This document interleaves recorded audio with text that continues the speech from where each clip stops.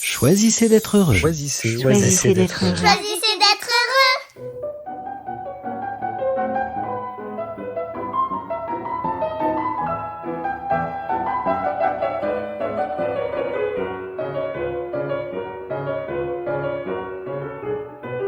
Regardez les lumières de Noël. C'est Noël à New York. On m'en avait tant parlé. Et je me demandais si Noël revêtait ici une couleur différente. Si les guirlandes dans la rue seraient plus lumineuses et les façades plus extravagantes. Si les vitrines seraient plus joyeuses et les décorations plus créatives. Si les galeries marchandes seraient plus attractives et la musique de Noël différente. Et si les personnages de la crèche dans l'église seraient aussi ressemblants que ceux que l'on s'imagine depuis tout petit. Si les rois mages en chemin seraient disposés dans le même ordre. Et si la lune de Noël brillerait plus fort sur tout cela pour éclairer le passage des reines du Père Noël. Parce que Noël, c'est une chose qui nous fait toujours rêver, même lorsque l'on est devenu grand, et que l'on voudrait honorer comme il se doit, comme une parenthèse un peu sacrée qu'il convient d'éclairer de la meilleure manière. Et voilà, c'est Noël à New York. Assise dans le métro, j'observe les pubs au-dessus de la porte, devant moi. Un petit dessin humoristique avec quelques pictogrammes et la question de circonstance. What are your favorite activities for Christmas? Quelles sont vos activités préférées pour Noël? Cuisiner, faire du shopping, préparer les cadeaux, décorer le sapin ou encore regarder les lumières de Noël. Et je laisse tranquillement infuser cette énumération. Mais c'est vrai ça.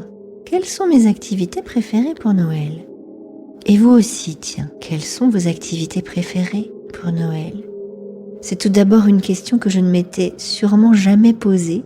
Et tant qu'à se faire plaisir pour Noël, c'est vrai qu'on pourrait choisir notre activité préférée. Et puis surtout, je me réjouis de trouver à la fin de cette liste à l'après-vert une activité contemplative. Non pas une chose qu'on fait pour obtenir un résultat, préparer la bûche de Noël, dresser la table, choisir les meilleurs cadeaux pour faire plaisir à ceux que l'on aime, et puis les emballer joliment, tout comme on a enveloppé le sapin de nos guirlandes préférées.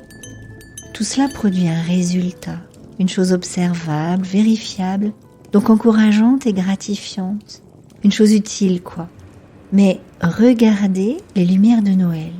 En voilà une formidable idée pour une méditante.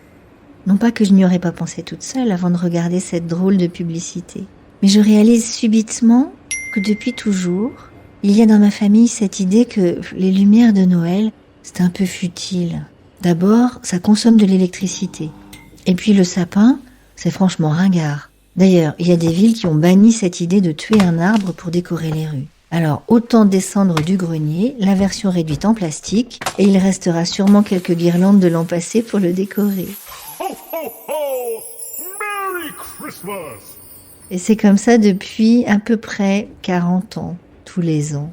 Le même sapin en plastique, avec les mêmes guirlandes pour le décorer. Et les mêmes boules aussi.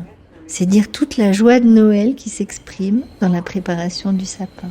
Autant dire que les guirlandes de Noël, c'est un peu vintage. Allez, encore quelques années et elles auront peut-être pris une valeur inestimable. Mais ce soir, l'invitation est bien différente. Regardez les lumières de Noël avec le cœur. Celle du grand sapin dans le hall de l'immeuble, recouvert de boules blanches et argentées, avec de jolies paillettes qui brillent sur leurs facettes. Une guirlande lumineuse qui se faufile entre les branches pour faire briller encore davantage les paillettes. Et avec sa grande étoile fine et toute dentelée, fièrement installée à son sommet. Chaque fois que je traverse le hall, j'ai envie de m'arrêter un moment à l'angle du couloir, juste pour le regarder.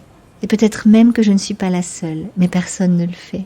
Les gens se hâtent, et comme la plupart passent ici le soir, à l'heure de la promenade du chien, ils n'ont pas vraiment le temps de s'arrêter pour contempler le sapin. Car ce dernier n'intéresse pas beaucoup le chien, bien plus pressé d'aller prendre l'air frais du dehors. Et puis, il y a aussi les lumières des sapins dans les appartements de l'immeuble en face. Le soir venu, on les voit clignoter, chacun dans sa petite case. Certains de taille modeste, discrètement installés dans un coin de l'appartement pour ces quelques jours, et d'autres qui prennent leur quartier au beau milieu du salon, tout drapé de lumière scintillante. Et même au milieu de la nuit, lorsqu'il m'arrive de contempler le quartier sous la lune, il continue de scintiller avec une douce persistance. Il y a aussi les lumières du sapin à Rockefeller Center, l'épicéa le plus connu du monde avec ses 450 kilos de décoration et sa magnifique étoile Swarovski à son sommet. Sa cérémonie d'illumination fait l'événement à New York fin novembre. Elle est même retransmise en direct à la télévision afin que tous les Américains puissent en profiter. Et ce fameux sapin fait venir à lui des touristes du monde entier qui sont prêts à attendre quelques heures dans la longue file qui permet finalement d'accéder à la patinoire de Noël, juste en dessous du sapin. C'est sûrement le meilleur endroit pour l'admirer, tout scintillant de couleurs. Et tant qu'à jouer aux touristes, j'irais bien admirer les lumières de Noël sur la 5e avenue. La vitrine de papillons scintillants chez Dior, ou la gigantesque horloge sur la grande façade avec les 12 signes du zodiaque aux couleurs pastel, pleines de nuances. Elle irradie dans la nuit, sur l'avenue, une douceur qui contraste avec les panneaux clignotants sur les toits des taxis jaunes et les feux de signalisation rouges et verts qui s'allument en cascade. Dans le même registre, allons visiter les arcades installées pour la circonstance sur le trottoir qui longe la façade de Nordstrom, les Galeries Lafayette américaines. Une jolie construction géométrique en bois, garnie de guirlandes lumineuses clignotantes, enrubannées dans des branches de faux sapins, comme pour donner à Midtown de faux airs bucoliques, alors que les touristes ravis en font le cadre rêvé d'un selfie bien new-yorkais. On pourrait aussi aller regarder les guirlandes qui ornent les arbres de la 56e rue. Elles pendent négligemment, accrochées aux arbres, comme un tissage aléatoire, une sorte de toile d'araignée fragile qui se balance tranquillement au gré du vent. Ou encore celles de la cour de la résidence C.P. Hall. Leurs lumières délicates se reflètent dans les pavés lisses de la cour et font des reflets sur la sculpture en bronze qui en orne le centre. Et puis, regardez avec le même émerveillement les tours de New York, chacune parée de ses plus beaux atours pour honorer Noël. L'Empire State Building, illuminé de rouge et de vert, avec son antenne blanche et rouge, comme un sapin de Noël géant. Et puis le Chrysler Building à la longue silhouette dentelée, tout habillé de blanc, peut-être en attendant la neige, mais la neige de Noël semble n'être plus qu'un mythe à New York. Le One World Trade Center scintillant en bleu et blanc, comme dans la journée, lorsque ses vitres reflètent le bleu du ciel et le blanc des nuages. Regardez les lumières de Noël. Une chose inutile en apparence, et qui ne servirait à rien. Et cela me ramène à une vie antérieure où j'étais chargée d'établir le cahier des charges fonctionnelles d'un produit, s'attachant de manière restrictive aux fonctions utiles d'un objet ou d'un événement. Et peut-être que l'essentiel se joue parfois juste à côté, dans l'inutilité, la futilité qui crée la liberté et l'audace, à l'image de tous ces objets détournés de leur utilisation supposée, permettant parfois une invention inattendue. Ou comme lorsque le matin de Noël, le bébé découvre sa jolie peluche apportée par le Père Noël, bien plus captivé par la petite étiquette sur le côté que par tous les autres usages de la peluche que l'on tente de lui montrer. Se laisser toucher par les lumières de Noël, une activité gratuite, dans tous les sens du terme, qui ne coûte rien et sans enjeu particulier, si ce n'est le plaisir de respirer au rythme du vent qui fait se balancer les guirlandes lumineuses dans les arbres de Noël.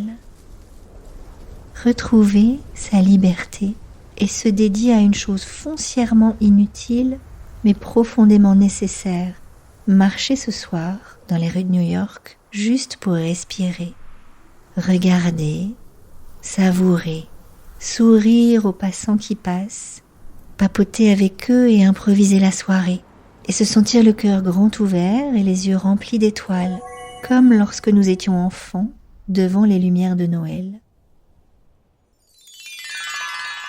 Alors cette semaine, où que vous soyez, à Noël ou à Pâques, offrez-vous cette audace et accordez-vous cette liberté. Regardez les lumières de la vie et laissez-vous emplir de leurs couleurs. C'est gratuit et si précieux pour garder notre cœur d'enfant. très belle journée à vous et choisissez d'être heureux.